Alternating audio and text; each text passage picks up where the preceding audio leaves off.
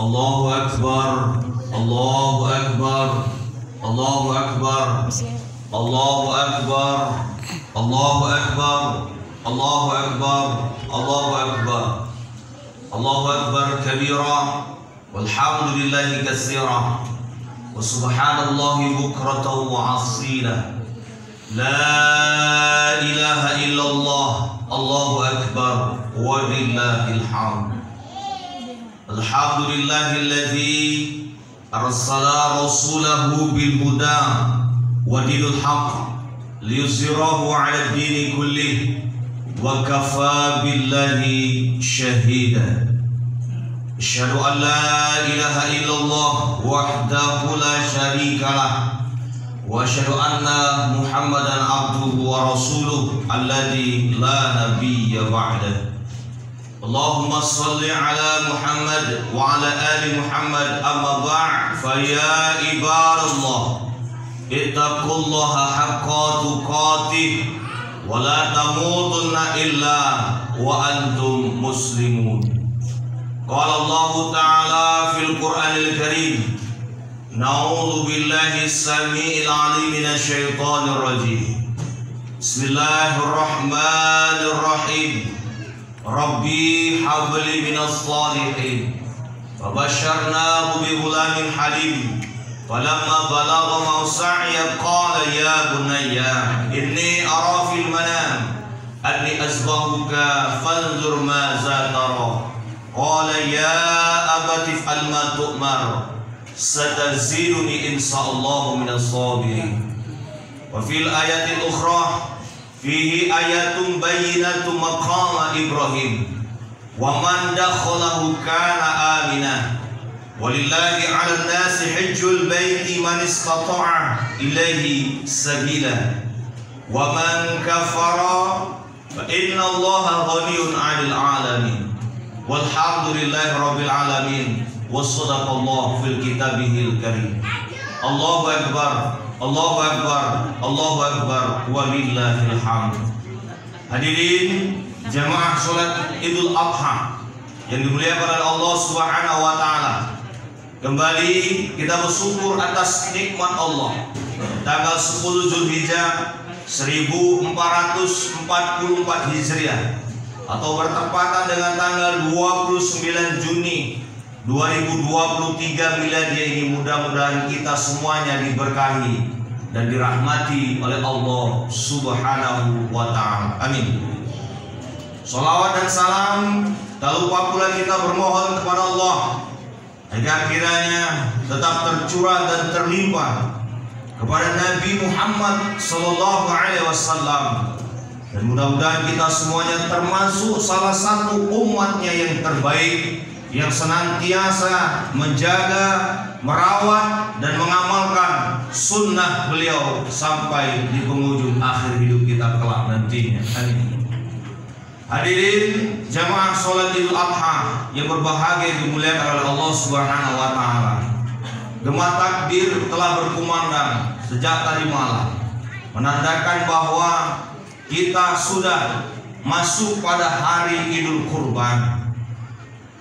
Beberapa waktu yang lalu seluruh jamaah haji sudah melakukan wukuf di Arafah. Kata Nabi, haji itu adalah wukuf. Maka ketika seluruh umat Islam di seluruh dunia telah melakukan wukuf di Arafah, maka kita umat Islam yang berada di tanah air ini melaksanakan ibadah, yaitu ibadah sholat Idul Adha, dan kemudian nanti kita akan melakukan penyembelihan hewan kurban. Allahu Akbar, Allahu Akbar, walillahil hamd. Ada dua kata, yaitu Idul Adha. Id itu artinya kembali, yaitu Adha artinya kurban. Kurban asal katanya kawarah, yang artinya mendekatkan diri kepada Allah. Kalau digabungkan Idul Kurban atau Idul Adha, yaitu kembali mendekatkan diri kita kepada Allah. Sebaik-baik kembali, kata Allah dalam Al-Quran surah Al-Fajr, ya ayatuhan nafsul mutmainnah irji'i ila rabbiki radiyatan mardiyah fadkhuli fi ibadi wadkhuli jannati. Wahai jiwa yang tenang, wahai jiwa yang bersih, wahai jiwa yang tidak ada kotoran penyakit hati, wahai jiwa yang selalu membersihkan hatinya dari hal-hal yang tidak baik, wahai jiwa yang hatinya selalu bertasbih memuji Allah Subhanahu wa taala, wahai hati yang tidak pernah berprasangka buruk dengan orang lain, wahai hati yang tidak pernah dendam dengan orang lain, kembalilah ke pangkuan ilahi Rabbi. Dan kami sediakan kepada kalian yang sudah membersihkan hatimu, yaitu surganya Allah Subhanahu wa ta'ala. Itulah sebaik-baik kembali menghadap Allah Subhanahu wa ta'ala. Pasti setiap kita menginginkan kembali yang terbaik, yang sesuai dengan Allah sampaikan, ya ayyatuhan nafsul mutmainnah. Sebaik-baik kembali kita itu adalah nanti mati dalam keadaan husnul khotimah. Ya insya Allah husnul khotimah itu hanya satu ganjarannya, yaitu surga. Dan cita-cita terbaik kita setelah kematian yaitu menggapai surganya Allah Subhanahu wa ta'ala. Insya Allah mudah-mudahan kita semua yang hadir dan seluruh keluarga kita akan masuk dalam surganya Allah Subhanahu wa ta'ala yang dijanjikan itu. Allahu Akbar, Allahu Akbar, Allahu Akbar, walillahil hamd. Hadirin jamaah salat Idul Adha yang berbahagia dimuliakan oleh Allah, setidaknya ada 4 cara manusia untuk kembali di jalan Allah Subhanahu wa ta'ala. Yang pertama yaitu dengan melaksanakan ibadah haji. Kenapa? Karena setiap kita ini sudah melaksanakan rukun Islam. Yang kita tahu rukun Islam itu ada 5.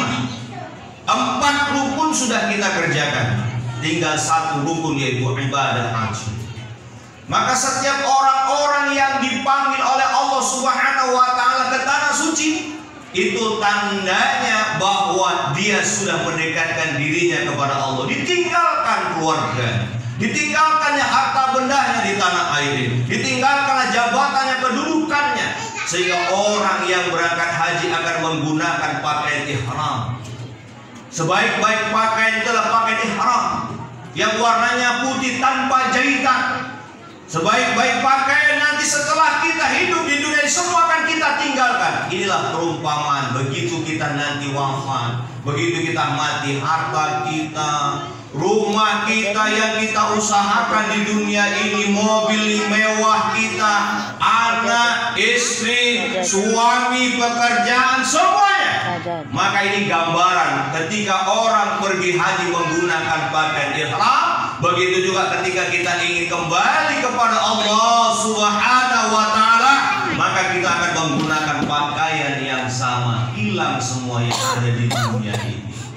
Itulah gambaran kita kembali kepada Allah Subhanahu wa ta'ala. Wukuf di Arafah menandakan bahwa nanti kita semua berserah diri kepada Allah, tidak ada penolong yang lainnya. Ketika kita nanti dikumpulkan oleh Allah Subhanahu wa ta'ala di mahsyar, di padang mahsyar, yang tidak ada satupun syafaat kecuali amal ibadah kita. Itulah bentuk tanda kita kembali kepada Allah Subhanahu wa ta'ala. Tidak ada lagi power kita, tidak ada lagi kekuatan kita, tidak ada lagi kuasa kita. Hari ini kita diberikan oleh Allah berbagai macam kekuasaan yang dikasih oleh Allah, jabatan, kedudukan, kemewahan, harta, pangkat, gelar dan sebagainya. Itu merupakan simbol dalam kehidupan dunia kita. Semuanya akan ditarik kembali kepada Allah. Maka mantan Presiden Republik Indonesia kita yang kita kenal orangnya baik, yaitu Profesor B.J. Habibie, ketika diwawancarai sebelum di akhir hayatnya, dulu waktu masih muda dia bangga, saya dulu bangga dengan popularitas saya ini, keberhasilan saya ini, dengan jabatan saya ini, dengan apa yang saya peroleh, saya senang. Tapi di akhir hidupnya ternyata kalau seandainya waktu itu bisa kembali, kata B.J. Habibie, maka aku akan belajar agama yang lebih baik. Maka aku akan belajar mendekatkan diri kepada Allah Subhanahu wa ta'ala. apa yang Allah berikan dunia ini kepadaku sebenarnya adalah sesuatu hal yang menyiksa terhadap diriku.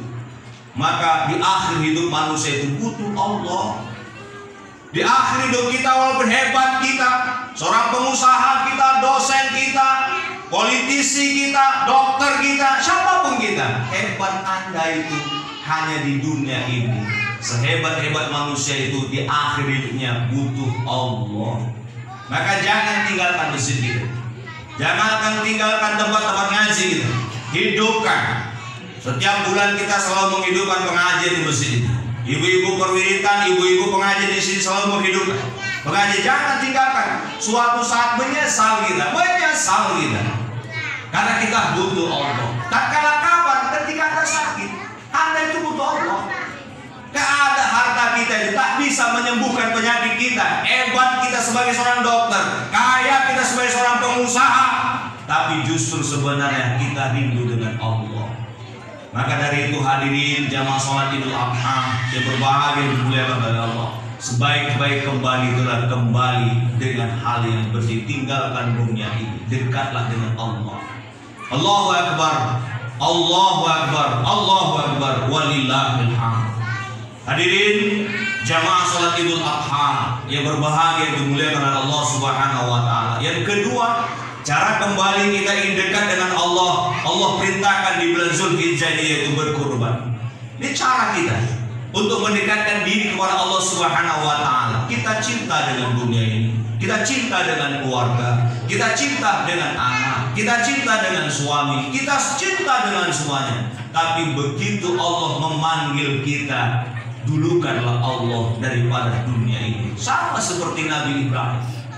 Nabi Ibrahim itu orang yang kaya, orang yang hebat, banyak hartanya, tapi tiap bulan dia bersedekah. Tiap bulan dia memberikan makan orang yang miskin. Tiap bulan dia memberikan daging, kebutuhan bahan pokok.